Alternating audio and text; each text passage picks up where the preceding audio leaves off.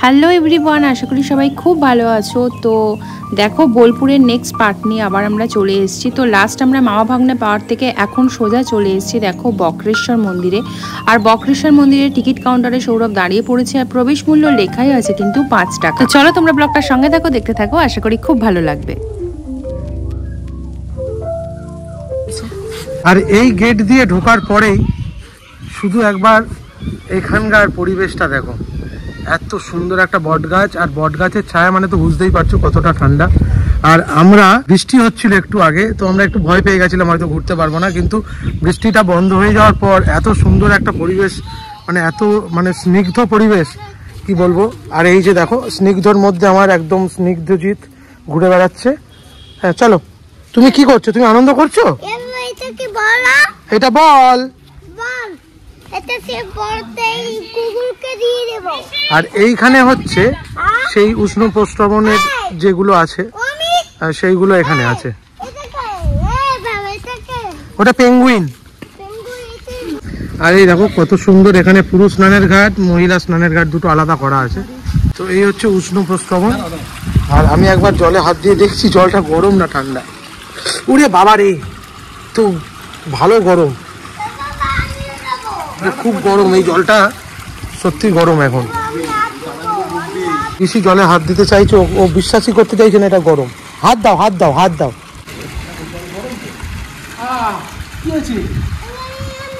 জল গরম, চলো এই জলটা গরম, এখানে স্নান করা যাবে না, আমরা বকখালি যাবো। কেমন লাগলো জল? কেমন বলো? কিন্তু আমি একটা জিনিস বুঝতে পারছি না, এই গরম জলে এরা কিভাবে স্নান করছে। তো জলটা এতটাই গরম ছিল যে আমরা স্নান করবো ভেবেছিলাম, বাট স্নান করবো না। তার কারণ হচ্ছে বলটা ধুতে হবে না, প্রচন্ড গরম। আর এই হচ্ছে অমিত আর ঋষি, এরাও হাত দিয়ে দেখলো জলটা কেমন ছিল। অমিত, প্রচন্ড গরম, মনে হচ্ছে ডিম সিদ্ধ দিলে তাড়াতাড়ি সিদ্ধ হয়ে যাবে। আর এই যে বট গাছের ছায়ায় এরা এখন বসে রেস্ট নিচ্ছে। এইখানে থাকলে না লাগবে এসি, না লাগবে ফ্যান, এমনি এতটা স্নিগ্ধ জায়গা এই জায়গাটা, এমনি ঘুম চলে আসবে। এই যে তোমাদেরকে দেখাচ্ছি, দেখো এই যে জলটা দেখো, নিচে কিন্তু কিছু লাগানো নেই, কোনো মেশিনও নেই, তা সত্ত্বেও দেখো কতটা গরম। আপনারা হয়তো দেখতে পাবেন, দেখুন এই যে ধোঁয়া উঠছে, দেখুন দেখো এই জায়গাটাতে তোমরা আরো ভালো বুঝতে পারবে। দেখো ধোঁয়াটা, এই জায়গাটা দেখেছো, এই জায়গাটা দেখো কতটা ধোঁয়া। এটা মন্দিরের একদম। আর এখন আমরা প্রবেশ করছি মা মহেশ মর্দিনীর মন্দিরে। আর মন্দিরের গেটটা তোমাদেরকে একবার দেখিয়ে দিই, এই হচ্ছে মন্দিরের গেট। তো চলো ভিতরে যাওয়া যাক।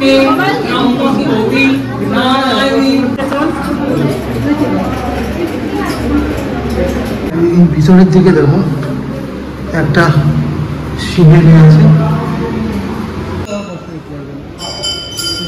তো ভিতরে যেহেতু ফটোগ্রাফি করা নিষেধ, তাই বাইরে থেকে যতটুকু সম্ভব একটু দেখানোর চেষ্টা করেছি।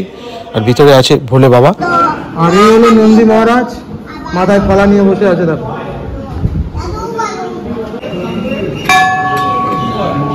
এই হচ্ছে উষ্ণ প্রস্রবণের ঘাট, এখানে জল, এখান থেকে একটু জল নেব। হ্যাঁ অমিত,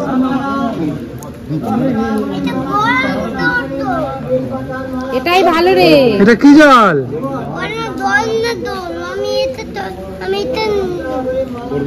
এখানে কিছু করতে নেই গরম জলে, চল। আর এই সাইডে দেখো বট গাছের গোড়ায় কতগুলো মন্দির, পুরনো সব মন্দির হয়ে আছে।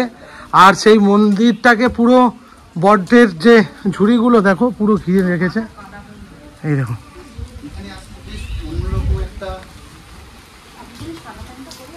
আর প্রত্যেকটা মন্দিরের মধ্যে কিন্তু বাবা মহাদেবের চিহ্ন আছে।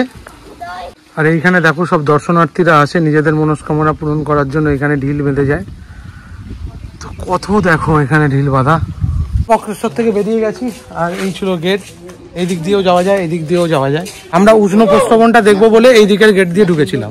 তো এখন ঘড়িতে বাজে প্রায় 2:30, আর আমরা বক্রেশ্বরে এসে এই হোটেলে খেয়ে নিলাম। এই গীতা হোটেলে আমরা খেলাম।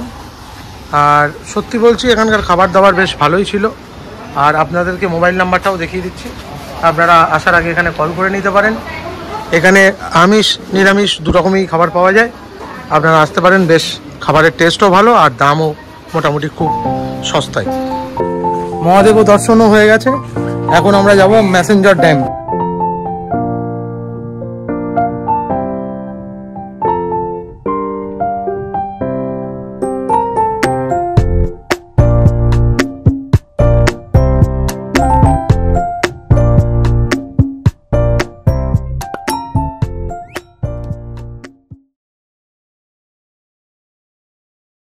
গাড়িতে যেতে যেতে এই সুন্দর দৃশ্যটা তোমাদেরকে না দেখিয়ে পারলাম না। কতটা সুন্দর দেখো, সামনে পাহাড় আর আমরা এই সুন্দর রাস্তাটা দিয়ে যাচ্ছি, মানে এর অনুভূতিটাই আলাদা। আর এখন যে ব্রিজের উপর থেকে যাচ্ছি তার পাশেই রয়েছে ময়ূরাক্ষী নদী, যেটার অবস্থা ভীষণই খারাপ। তো চলো, আমরা প্রায় চলেই এসেছি আর এখন পৌঁছে গেছি ম্যাসেঞ্জার ড্যাম। আর এই হচ্ছে ম্যাসেঞ্জার ব্রিজ, দেখতেই পাচ্ছ।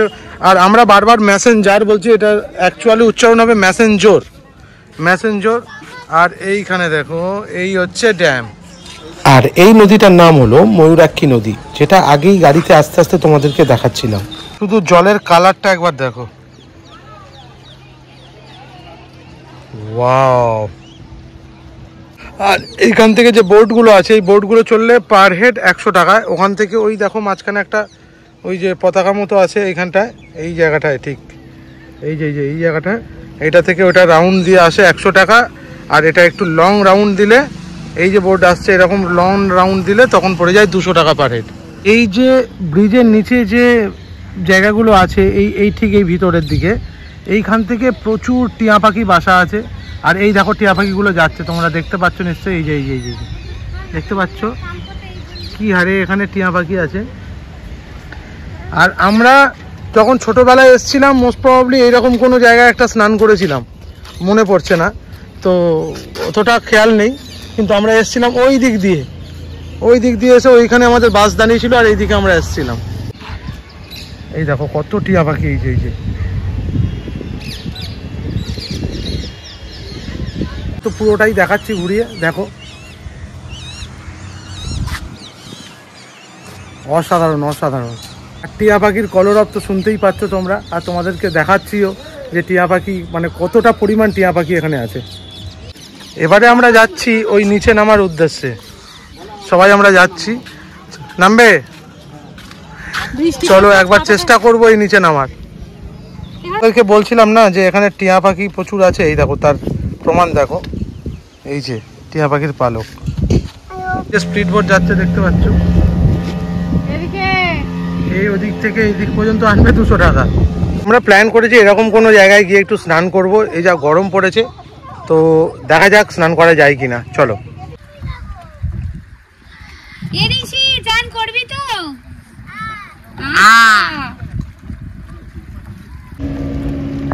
দেখো কোথায় নেমেছে ঋষি। তো আমরা মোটামুটি একটা প্ল্যান করেই এসেছিলাম যে সুযোগ বুঝে আমরা স্নান করব, আর তার জন্য গামছা টামছাও সাথেই এনেছিলাম। তো মজা হয়েছে? কতটা মজা হয়েছে? আর তুমি কতটা মজা করেছো? বাহ, সাবাস, বলো দারুন, বলো দারুন। সব থেকে যে জায়গায় ঘুরলাম, তোমার কোন জায়গাটা বেশি ভালো লেগেছে?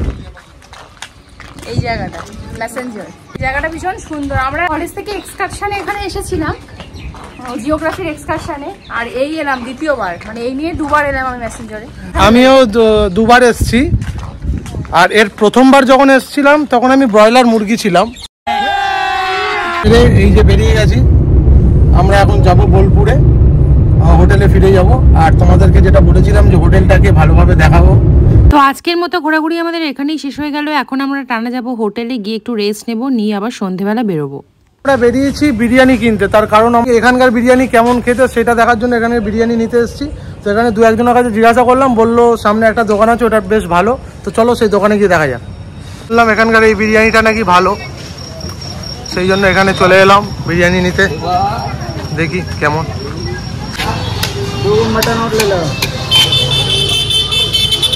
আমাদের বিরিয়ানি কেনা কমপ্লিট, বিরিয়ানির সঙ্গে চিকেন চাপও কিনেছি, এখন খেয়ে দেখতে হবে যে কেমন। আর আমার ছেলের জন্য এখানে ভাতও নেওয়া হয়ে গেছে। সৌরভদার আশা থেকে বিরিয়ানি করে লাফা ছিল, শেষমেশ আজকে বিরিয়ানি কিনেছি। সৌরভদা কেমন রিভিউ দেয় দেখবো। যে আর লোভ সামলাতে না পেরে খাওয়া স্টার্ট করে দিয়েছে সবার আগে। এই দেখো আমাদের বিরিয়ানি চলে এসেছে। হ্যাঁ খেতে খুব ভালো হয়েছে, স্বাদটা খুব ভালো লাগছে। গিয়ে ওই লোকটার বলে যাবি কালকে খুব ভালো হয়েছে। দেখো একটা বিগ সাইজের একটা আলু দিয়েছে, জানতো মনে হয় লোকটা যে আমি আলু ভক্ত। মানে আমি না এই একটা চিকেনই বলেছিলাম, কিন্তু ভুল করে আমাকে একটা মাটন দিয়ে দিয়েছে, সিরিয়াসলি আমাকে মাটন দিয়ে দিয়েছে। আমি মাটন ছেড়ে দিচ্ছি আমার হাই প্রেশার বলে, কিন্তু কি করব, এরা কেউ খাবে না বলছে। মাটনটাকে একটু ছাড়িয়ে নিই, নিয়ে রাইসের সাথে মিশিয়ে খেয়ে দেখি, আলুর সাথে মিশিয়ে।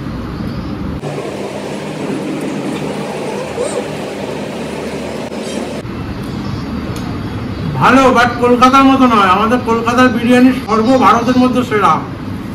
তো আমরা এখন গরম গরম চিকেন বিরিয়ানি আর তার সাথে চিকেন চাপ খাচ্ছি। তো যাই হোক, চলো বন্ধুরা, খুব আনন্দ মজা করছি আমরা এই কদিন সবাই মিলে। তো আজকের এই ভিডিওটা এখানেই শেষ করছি, কালকের ব্লগ আবার খুব শীঘ্রই আসবে। তো যাই হোক, তোমরা ভালো থেকো, সুস্থ থেকো, আর ভিডিওটা ভালো লাগলে অবশ্যই একটা লাইক করে দিও। দেখা হচ্ছে নেক্সট ভিডিওয়ে। আজকের মতো টাটা।